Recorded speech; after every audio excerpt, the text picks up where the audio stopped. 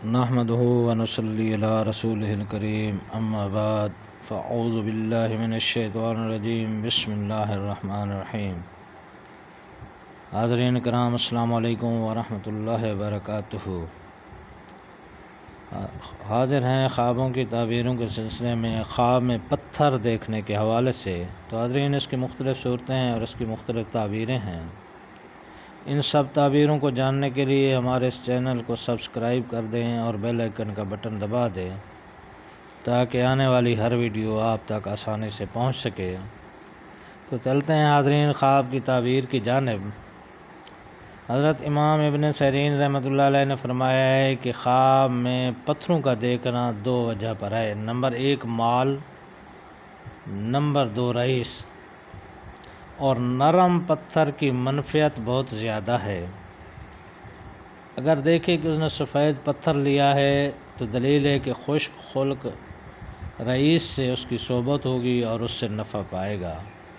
اور اگر دیکھے کہ اس نے سیاہ پتھر لیا ہے تو دلیل ہے کہ اس کی عرب کے رئیس سے صحبت ہوگی۔ اور اگر دیکھے کہ اس نے سرخ پتھر لیا ہے تو دلیل ہے کہ مفسد سردار سے اس کو آرام پہنچے گا۔ اور اگر دیکھے کہ پہاڑ پر گیا ہے اور دامن کوہ سے بہت سا پتھر لایا ہے یا دیکھے ہیں، اگر پتھر سفید یا سیاہ ہیں تو نفاق کی دلیل ہے۔ حضرت ابن سیرین رحمۃ اللہ علیہ نے فرمایا ہے کہ خواب میں پتھروں کا دیکھنا سختی ہے۔ اگر دیکھے کہ پانی کے نیچے سے پتھر جمع کیے ہیں تو دلیل ہے کہ مکر اور حیلے سے مال جمع کرے گا۔ اور اگر دیکھے کہ اس نے کسی پر پتھر ڈالا ہے تو دلیل ہے کہ اسے اپنے مال سے نفرت کے ساتھ کسی کو کچھ دے گا۔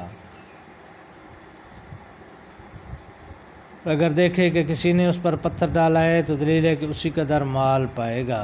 حضرت جابر مغربی رحمۃ اللہ علیہ نے فرمایا ہے کہ اگر کوئی شخص دیکھے کہ اس نے کسی پر پتھر ڈالا ہے تو دلیل ہے کہ وہ اس پر تہمت لگائے گا۔